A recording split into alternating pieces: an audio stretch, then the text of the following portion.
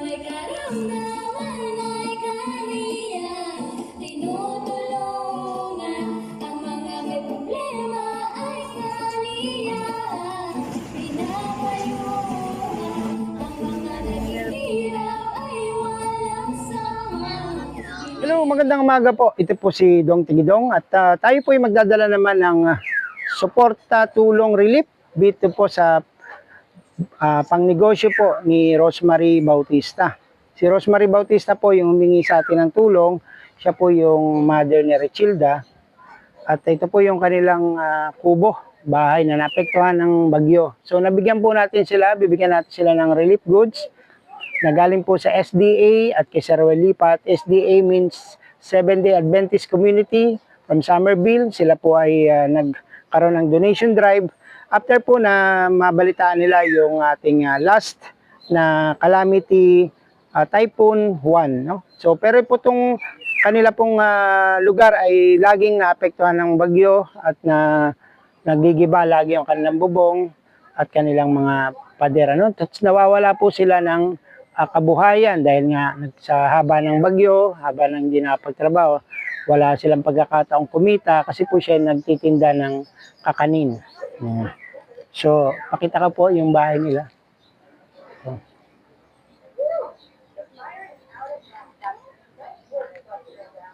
Ayan. Samahan niyo po ako. Bibigyan natin sa kanila yung kanilang budget, dagdag puhunan. Nay, magandang umaga po. Ako po si Dong Tigidong at pakiipit po yung internet. Magandang umaga, Nay. Magandang umaga po. Ayan, bumalik na po ako sa inyo at tanggapin niyo po itong mga binigay natin na damit. Galing po ito sa SDA community sa Summerville, California, South Carolina, kay Sir Ruel Lipat. Ito, meron kang toothbrush, meron ka pong chocolate drinks powder, titimplahin na lang po. Meron po kayong turkey broth. Ayan. Meron ka pong corned beef. Yeah. May pangulam ka ngayon, Nay? Meron. At meron kang sabon na Irish Spring. Opo. Ayan. Meron ka ring tuna. Ayan.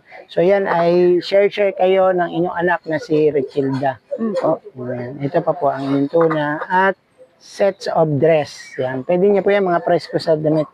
Amoy USA pa. Amoy dollar. Meron ka ring bigas. Mahalaga yung bigas. Ayan, mahalaga po yung bigas. At ito po ang inyong noodles. Ito po, ilalagay ito sa gagawing spaghetti. Ayan, pasta sauce. May spaghetti ka rin dito. At ito po ang inyong mga chocolates. Trail mix. Inyo po ito, mula po sa aming team, ang inyong dagdag puhunan. Kayo na po ang may-ari niyan, kayo na ang bahalang dumiskarte sa puhunan nyo. Kung dati nyo pong puhunan ay 1,000, gagawin na po yan, dadagdagan po yan. Pwede nyo gawing 2,000 daily, 3,000 daily, hanggang mapaangat nyo po ang inyong kabuhayan. Ano po? Opo. So kasi ang sabi nyo, kinikita nyo po ay magkano? 150 lang. 150. O pag may dagdag, magdadagdagan na po. So sige, pasalamat po tayo sa team Ruel Lipat dahil kayo po ay binigyan ng inyong negosyo at inyong mga grocery package. Sige po. Maraming salamat po, Sir Ruel Lipat, sa binigay mo sa amin. Lalo na itong binigay mo sa akin na puhunan, mapaparami ko naman to. Hindi na ako mag-aano ng puhunan ko. Hindi na ako mangungutang sa bayan na mag-uutang ako ng paninda ko. Maraming Nangungutang ba kayo dati? Opo, nanguutang ako para madagdagan yung paninda ko. So ngayon hindi na siya Hindi na po. Okay. So very good. Ito po, out of topic lang, itong kuryente nyo, magkano binabayaran? Mahigit 200.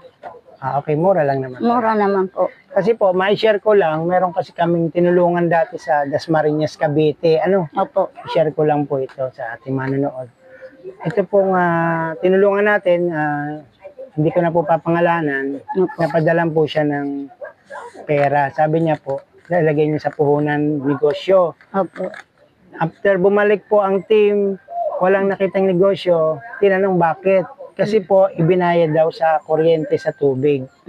So, siyempre, ang aming team, si Sir Will Lipat, medyo ano siya yung disappointed dahil nga oo, totoo, sa inyo yung pera na naibigay, pang-dagdag puhunan mo yung purpose na hiningi. Pero kasi po, kaya po kayo bibigyan ng dagdag puhunan, gagastusin niyo po yan sa pampuhunan. Yun ang sinabi namin sa kanya. Opo. Yun po ay aral na rin po, pero sa inyo okay lang. Maliit na halaga. Opo. Kayo ang didiskarte dyan. Ano? Opo. Diskarte niyo po. Muli ko pong kayong anyayahan sa aking channel na Dong Tigidong po. Ito po yung tinutulungan natin si Ate Mary Rosemary. Opo. Yan, Rosemary Bautista. Taga saan po kayo? Bulwang. Bulwang. Antonio Bulwang. San Antonio, Bulwang, Bao, Camarines Sur. Ano? Ito pong bahay nyo ay napakalooban. Ano? Kung kayo lalakarin yung mahihirapan, ano po? Opo. Pero kayo po, bilang senior na, 63 years old, kaya nyo ba yung lakarin? Nalalakad ko naman po. Tapos binibenta nyo yung mga paninda nyo? Opo. Okay, so may mga order na dadala nyo? Kung minsan po may order, alas 2 naglalakad na ako. Oh, grabe talaga yung ano ni nanay, no? Sipag. Alas Talagang 2, ano nalakad siya. na ako, paikot na ako niyan. Oo. Tinitis ko lang sobrang Tiis. init. Oo. Buti chinelas nyo, hindi naman na, ano, Yan lang napupudpud. chinilas ko, napupudpud nga. Oo, yan, manipis na sa kalalakad. Opo. Okay. So, yung bang mga anak nyo, tinutulungan kayo sa ngayon? Opo. Sa ilan po ang anak nyo? 4 na lang po sila. Dahil sabi niyo po ay may namatay ba? Opo. Namatay yung 2. Pinalulungkot po namin yon. Condolence po. Matagal na po ba yung namatay? Matagal na po. Baby pa ba yung namatay o Hindi adult na? Kaya na po, adult na siya. Oh, ano pong sanhi ng kinamatay? Yung isa, may bukol daw sa bituka. Yung isa naman, Parang colon cancer. Bukol. sa tubig, nalunod. Saang dagat po yan? Hindi naman po dagat, sa ilog. Ilog lang. Opo. Okay. Parehong lalaki po yung nawala. Parehas po. Kakalungkot po. Ayan. Sa bagay, sa ngayon po, isipin na po natin na sila po ay nasa kamay na po ng ating Panginoon. Opo. Rest in peace na sila. Hindi na sila mahihirapan. Hindi na po. Oo. Igabayan na lang po tayo sa ating pangaraw-araw. Opo.